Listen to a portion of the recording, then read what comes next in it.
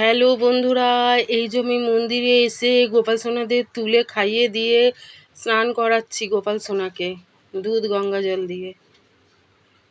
তারপরে ভালো করে আবার জল দিয়ে পরিষ্কার করে স্নান করিয়ে মুছিয়ে নিলাম। তারপর শিব ঠাকুরকে স্নান করাচ্ছি। এই যে শিব ঠাকুরকে স্নান করিয়ে নিলাম।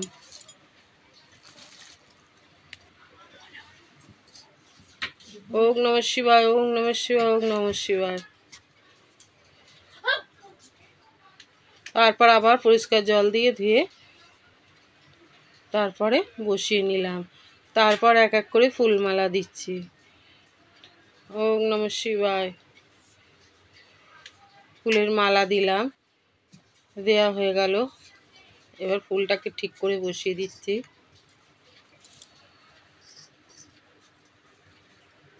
তারপর এক এক করে বেলপাতা দেব।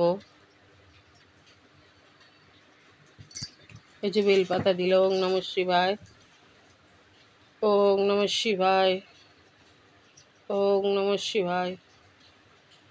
তারপর এবার ফুল দেব। ফুল দিলাম।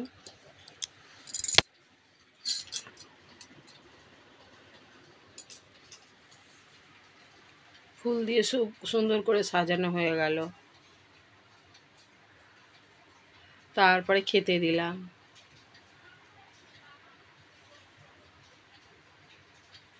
তারপরে এই ঠাকুরগুলোকেও এক এক করে ফুল দিলাম। শ্রাবণ মাসে ফুলের দাম প্রচুর, তাই অল্প অল্প করেই ফুল ঠাকুর দিয়েছি।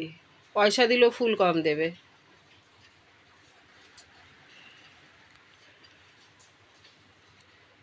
এবার দেখুন কেমন সুন্দর সাজিয়েছি। ফুলটা বেশি হলে দেখতে ভালো লাগে, ফুলটা একটু কমই।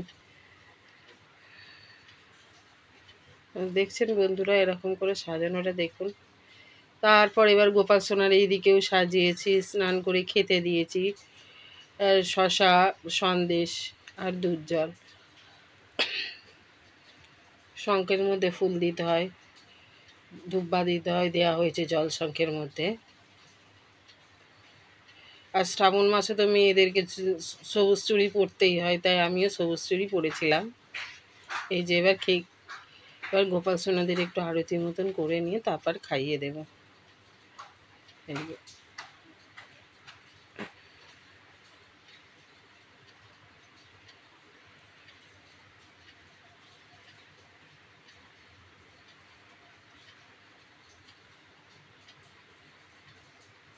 তারপর আমরা পুজো দেওয়ার পর আমাদের বড় মন্দিরে চলে এলাম।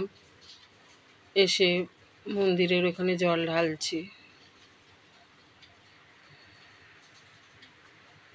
এই শ্রাবণ মাস উপলক্ষে মন্দিরটা সুন্দর করে সাজানোই থাকে। প্রত্যেক সোমবারে তো জল ঢালা হয়, এমনিতে ডেলি আমরা প্রত্যেক দিন জল ঢালতেই আসি। ওম নমঃ শিবায়।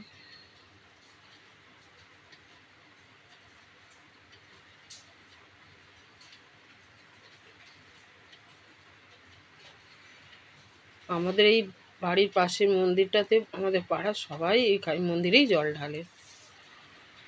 তারপর আমি তুলসী থানে জল দিচ্ছি। তুলসী থানে জল দিলাম, দিয়ে ধূপ নাড়া দিলাম।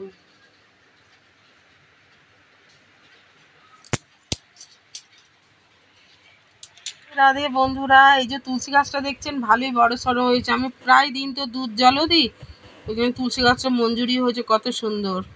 আর বর্ষার বৃষ্টির জল পড়ছে, তার জন্য আরও ভালো হয়েছে।